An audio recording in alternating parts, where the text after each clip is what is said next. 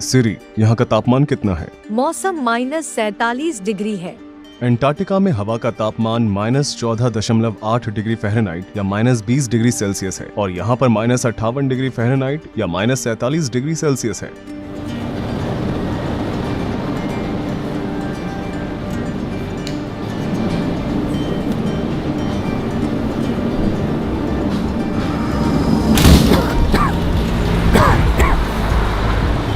हमारे फेफड़ों को इसकी आदत नहीं है, इसलिए हमें बार बार खांसी आ रही है। यहाँ का मौसम बहुत ही ठंडा और शुष्क है। यहाँ की आबादी बहुत ज्यादा है। यहाँ करीबन 3 लाख लोग रहते हैं। याकुत्स्क रूस के ऑटोनोमस रीजन सखा रिपब्लिक की राजधानी है, जो कि नॉर्थ पोल से 280 मील की दूरी पर बसा हुआ है। क्योंकि ये जगह साइबेरिया के सबसे उत्तर पूर्व में स्थित है, इसलिए ये बाकी की दुनिया से बहुत अलग थलग लगता है।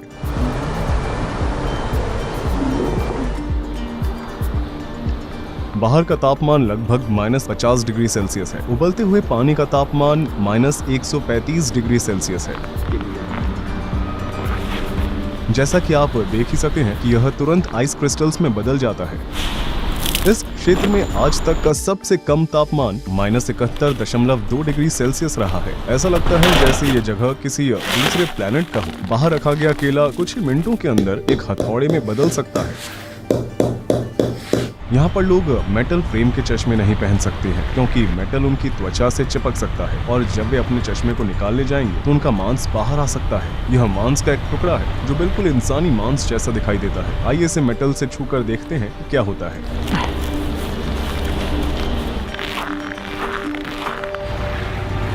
जैसा कि आप देख सकते हैं, ये पानी के पाइप है और इन्हें जमीन से ऊपर रखना पड़ता है, क्योंकि जमीन के नीचे पूरी बर्फ जमी हुई है। बात यह है कि शहर के नीचे 100 फुट मोटी बर्फ की परत जमी हुई है। देखिए, ये नदी पूरी तरह से जम चुकी है।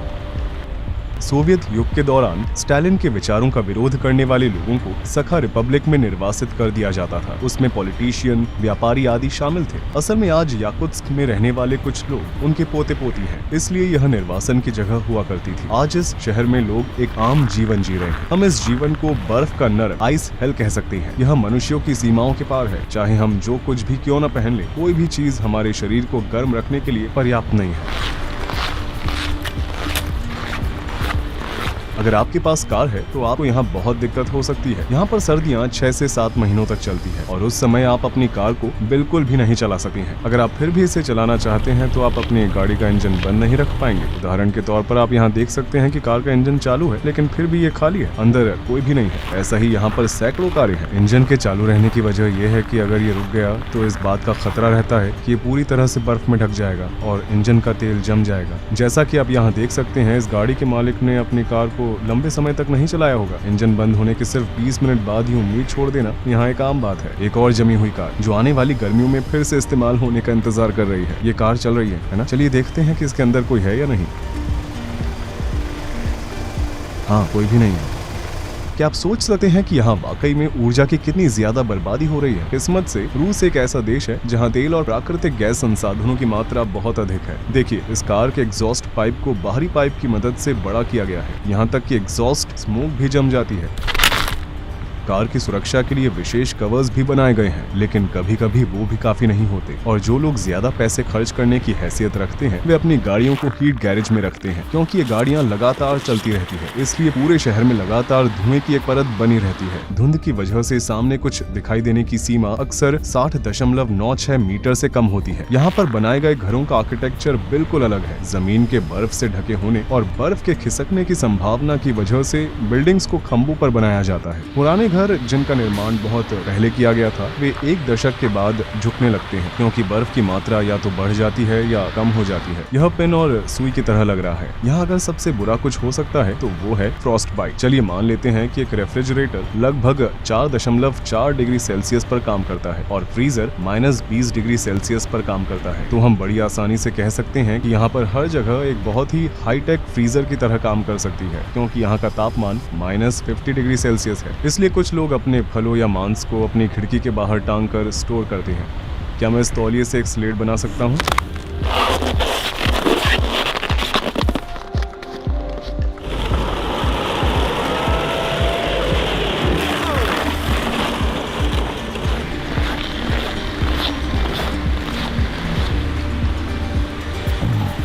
वीडियो बनाने के लिए मैंने बस 1 मिनट के लिए अपने ग्लव्स उतारे और अब मेरे हाथों में बहुत दर्द हो रहा है। मेरी पलकों पर भी बर्फ जम गई है। मैं बर्फ को निकालने की कोशिश कर रहा हूँ।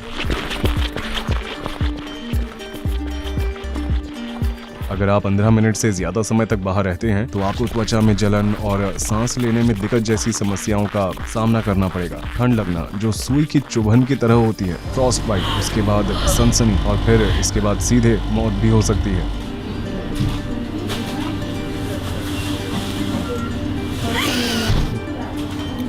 उसने बस 5 मिनट मेरा वीडियो शूट करने के लिए अपने ग्लव्स निकाले और तुरंत ही उसकी उंगलियां सफेद हो गईं। हमारा माइक्रोफोन रेड वार्निंग दे रहा है, ये ठीक से काम नहीं कर रहा है। कैमरा भी ठीक से काम नहीं कर रहा है। देखिए, इसका कवर जम गया है। हमारे फोन भी ठीक से काम नहीं कर रहे हैं। कुछ मिनटों पहले उसके फोन की बैटरी लगभग 10% थी और फिर अचानक डेड हो गई, जबकि वास्तव में ये लगभग फुल थी। मेरे पीछे आप देख रहे हैं वो एक कब्रिस्तान है। मेरे जूतों के नीचे की बर्फ की थिकनेस लगभग 100 फुट है और ये बर्फ लगभग पूरे शहर के नीचे है, जो गर्मियों में भी नहीं पिघलती है। तो यहाँ लोग मुर्दों को कैसे दफनाते हैं? वे कोयले के टुकड़ों को इकट्ठा करते हैं और 2 से 3 दिन उन्हें जलाते हैं। एक बार जब कोयला जल जाता है तो बर्फ के टुकड़े पिघल जाते हैं और फावड़ियों का इस्तेमाल करके इसे आसानी से हटाया जा सकता है। आखिर में इस क्षेत्र की 6 से 7 फीट की गहराई तक खुदाई की जा सकती है। यहाँ तक कि 100 या 200 साल पहले मरे हुए व्यक्ति का शरीर आज भी बहुत ठोस पाया जा सकता है। दुनिया के कुल हीरो के भंडार का 20% याकुत्स्क में है। इसके अलावा यहाँ पीरियोडिक टेबल के भी सारे एलिमेंट्स हैं। याकूतिया क्षेत्रों के नीचे कई मैमथ और डायनासोर के फॉसिल्स हैं। इन इलाकों में जहाँ कभी मैमथ घूमा करते थे, आज भी बर्फ पिघलते ही उनका शरीर बिल्कुल पहले की तरह दिखाई देता है। यहाँ के लोग खेती बाड़ी नहीं कर सकते हैं, इसलिए यहाँ पर लोग मछली खाते हैं। इस बाजार की सबसे महत्वपूर्ण विशेषताओं में से एक ये है कि वे रेफ्रिजरेटर के बजाय पब्लिक स्टॉल्स में मछलियों को रखते हैं, क्योंकि बाहर का मौसम रेफ्रिजरेटर की तुलना में बहुत ठंडा होता है। बाहर रखा हुआ मांस का टुकड़ा यहाँ पर महीनों तक खराब नहीं होता।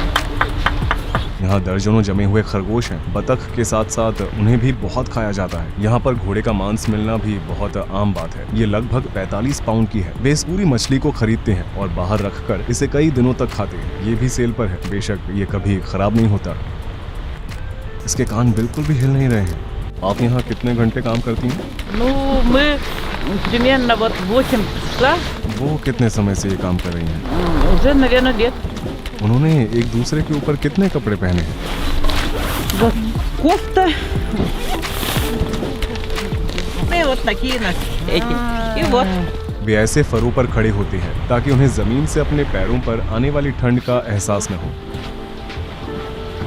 याकूतियों, जिनकी आबादी सबसे ज्यादा है, वे मूल रूप से तुर्क हैं। इस आबादी का 38% मूल रूप से रूसी है।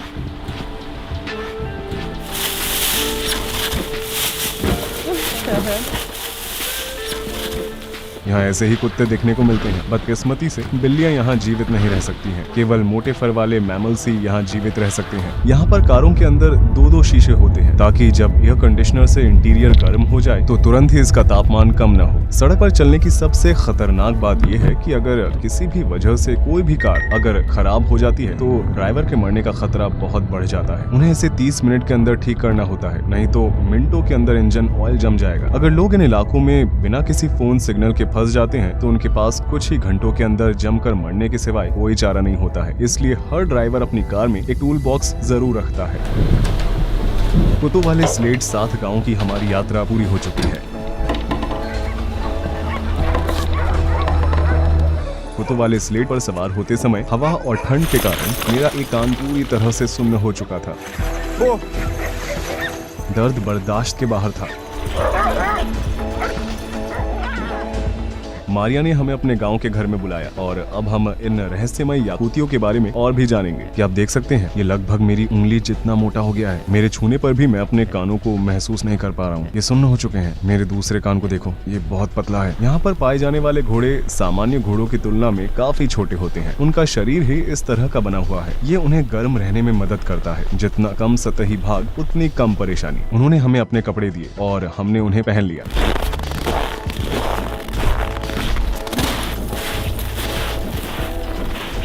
आप जमी हुई नाव को देख सकते हैं कि हम एक झील के ऊपर से गुजर रहे हैं।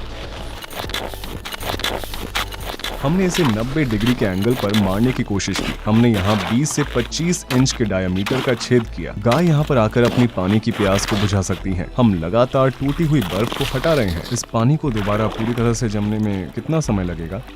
In 1 hour. इस गांव में गायों को सर्दियों में हमेशा खलिहान में रखा जाता है।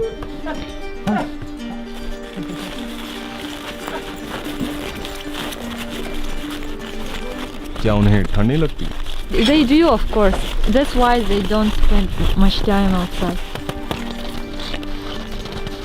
ये मुझे क्या हुआ है? Your ear got frostbitten. If like it lasted longer, it will be very dangerous. उन्हें इसे काटना पड़ेगा, है ना? If they cannot save it, they can cut it because the cells are dead. For your ear, it's a traditional Yakut medicine, fat of bear. Bear? Yeah, my father took it from hunters. Oh. Yes, this will help frostbitten and also if you burn it. अगर आप इसे पीछे से देखेंगे तो आपको साफ साफ दिखाई देगा। ये सच में बहुत सूज गया है। ये लोग इसे फ्रॉस्ट बाइट कहते हैं। अगर मैं 15 मिनट और ठंड में रहा होता तो शायद मैं अपने पूरे कान को खतरे में डाल सकता था। यहाँ पर रहना कोई मजाक नहीं है। आपने अब तक का सबसे ठंडा तापमान कितना देखा है? The coldest temperature is -71 Celsius. आपके लिए ठंड क्या है? If I have good clothes, if I have enough clothes, before -40 it's not like real winter temperature for me. -41, -48 it's like fine. Below -48 it's cold, and below -52 it's very cold. And every degree feels. The funny thing is like cold weather feels like fire, like burning. हाँ, सच में मेरे कान में भी मुझे जलन महसूस हो रही है। ऐसा लग रहा है जैसे ये बहुत गर्म हो गया हो। Sometimes people drink too much and they fall asleep somewhere outside. And one night outside, some people didn't have proper clothes and they went to the woods and their car broke down and they couldn't call someone because no phone service. Yeah, and it ended. प्रकृति के बारे में आपकी क्या राय है? Whole lifestyle of Yakut people, of Saha people, it's taking care of nature, respecting it. Early childhood, me and my family, we used to go to the woods to fish, to hunt. It's just a part of our life. And we always remember that we are not the owners of this land. We are just guests. For example, we always make a ritual. When we go to pick some berries, we always take a little food with us. We leave it on the ground and say, nature, please share with us. Please give us some food. It's for the master of that land, for the spirit. आप मानते हैं कि प्रकृति में एक आत्मा होती है? Yeah. For example, when we go to the forest, you shouldn't speak loud because you can disturb the spirits. You shouldn't drink there, have fun there, throw the garbage. Don't bother, don't disturb, don't destroy. Yakut religion is not something which is written in a book or there is a church. There is one center of our religion, but it's not something that like in other religions that we do every day we should pray. We don't do something like that. But it's in our mind, it's in our lifestyle. And it's all related to nature. आपके पास जो कुछ भी है आप उसके लिए भगवान के बजाय प्रकृति का शुक्रिया अदा करते हैं। The gods are nature. Our gods are like part of the nature. अच्छा, अब मैं समझा। आप दक्षिण की ओर रहने के लिए क्यों नहीं चले जाते जहाँ इसकी तुलना में गर्मी ज्यादा है? क्योंकि इन तापमानों में रहना किसी पीड़ा से कम नहीं है।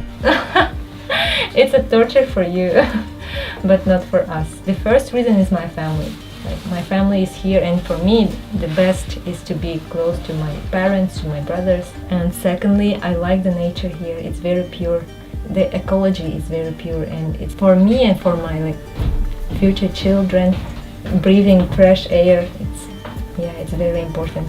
And third, because of our culture, I want to preserve our language, our traditions, and give them to the next generations. Yakutsk में गर्मियों का भी मौसम होता है। जुलाई में यहाँ का औसत तापमान लगभग 19 डिग्री सेल्सियस होता है। ग्लोबल वार्मिंग की वजह से बर्फ पिघल रही है और मैमथ के फॉसिल मिल रहे हैं, लेकिन इस वजह से हजारों सालों से छिपे हुए वायरस भी बाहर आ सकते हैं, जिनसे आधुनिक मनुष्यों का कभी भी सामना नहीं हुआ है। अगर यूरोपीय लोग उत्तरी अमेरिका में बसने के लिए आए थे तो अनजाने में वे अपने साथ एक फ्लू भी लेकर आए थे, जिसकी वजह से ज्यादातर मूल अमेरिकियों को अपनी जानें गंवानी पड़ी और फिर उन्हें सदियों तक अलग थलग कर दिया गया था। फ्लू का हम पर कोई असर नहीं हुआ क्योंकि हमारा इम्यून सिस्टम बहुत मजबूत था। इसी तरह इन क्षेत्रों में बर्फ के पिघलने से जिन प्राचीन बीमारियों से हम सुरक्षित नहीं हैं और वो सामने आ सकती हैं और मानवता को ऐसे विनाशकारी परिणामों का सामना करना पड़ सकता है। हमारा वीडियो देखने के लिए धन्यवाद। यह वीडियो एक ट्रैवल डॉक्यूमेंट्री सीरीज थी। मैं उन अनोखी जगहों की यात्रा करता हूँ जिनके बारे में ज्यादातर लोगों को पता नहीं होता है और उनके बारे में विस्तार से डॉक्यूमेंट्री बनाता हूँ। इस चैनल पर आने वाली अगली वीडियो भी याकुत्स्क की ही होगी। मैंने -55 डिग्री सेल्सियस पर 8 बर्फ के एक्सपेरिमेंट्स किए थे। जमे हुए अंडे और नूडल्स, गीले कपड़े और पानी के गुब्बारों के साथ बोलिंग खेलना। अगर आप इस वीडियो को मिस नहीं करना चाहते हैं और हमारे सभी वीडियोस को देखना चाहते हैं तो हमारे चैनल को सब्सक्राइब जरूर करें। अगर आप यात्रा के खर्चों में मेरी और मेरी टीम की मदद करना चाहते हैं तो मैं अब अपने YouTube चैनल पर ज्वाइन बटन को चालू कर दूंगा। आप इस वीडियो के डिस्क्रिप्शन बॉक्स में दिए गए लिंक्स पर क्लिक कर सकते हैं और विस्तार से इंडिपेंडेंट डॉक्यूमेंट्रीज बनाने में हमारी मदद कर सकते हैं। हमारी मदद करने के लिए आपका धन्यवाद। मेरे साथ इस प्रोजेक्ट को बनाने के लिए मैं अपनी टीम को भी धन्यवाद देना चाहूंगा। अभी के लिए अलविदा। रूही चैनत यहाँ पर था।